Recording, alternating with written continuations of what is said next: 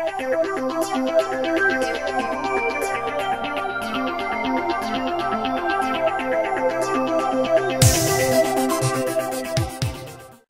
everybody, this is Angie and Brandon at discovercuencaecuador.com, and we're just going to talk with Brandon today about how he learned Spanish.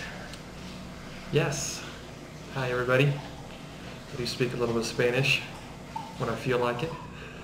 Actually, you're exceeding your dad in Spanish. Well, that's because I think in Spanish. I have Spanish friends, Ecuadorian friends who speak Spanish, and so I spend half of my time speaking Spanish, and I've never taken a lesson. And how I learned was I took a basic audio course. You know, you've got like Pimsleur and courses like that. I took one through a guy named Michael Thomas. He has a basic course. It's like 8 lessons of 30 minutes apiece. And what I did was I'd listen to that on my MP3 player off my cell phone. I'd listen to a 30-minute program every day for a week, the same one. And then the next week I'd move on to number 2, instead of listening to 1, 2, 3, 4, because you're going to forget what you learned. So I would just really sink it in, one lesson. I'd listen to it for a week, and then I did that like 3 times in a row. You know, so over the course of 6 months I studied the basic course. And then I just went out and talked to people. And 6 months, a year later, you're speaking moderate Spanish. And after 3 years, I'm semi-fluent. So you didn't study any books?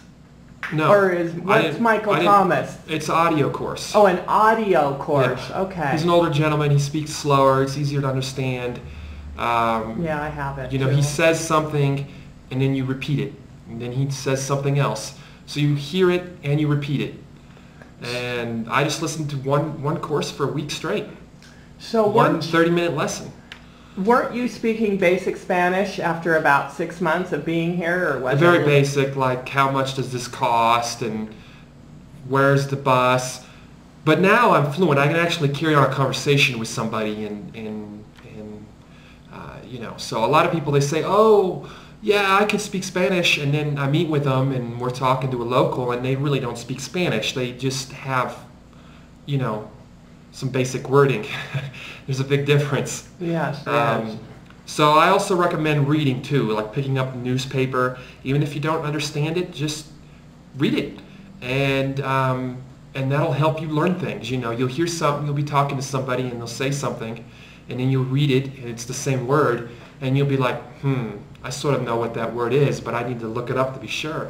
And then once you look it up and you look in a dictionary, that's going to be in your vocabulary because you've heard it out, you've read it, maybe you've studied it, and then you've looked it up. And, you know, it's work in progress. It's not going to be something that you're going to learn overnight. Okay, do you have one tip that would help newcomers to Cuenca, Ecuador learn Spanish, or to any South American, Latin American country? One tip, okay. Don't be afraid to speak Spanish and feel like a stupid gringo. Just do it. Great tip. I like it. Excellent, because that's what you Because did. if you feel like a stupid gringo, you're not going to learn because you're going to be too shy to get out there and do it. Exactly. Great, Brandon. Thank you very much. And eventually you'll get over that. You know, you might sound like you're not pronouncing it right or whatever, and you feel a little embarrassed or whatever. But after time, you'll just get used to it, and it's like whatever, you know. But Ecuadorians like it when you speak Spanish, even if you mess up. They're very helpful. Friendly here. They're not going to criticize you and cuss you out and tell you to get out of their face or anything like that. It's not that bad. So don't worry about it. Okay. Thank you very much, Brandon, and we'll talk to you later. All right. Bye.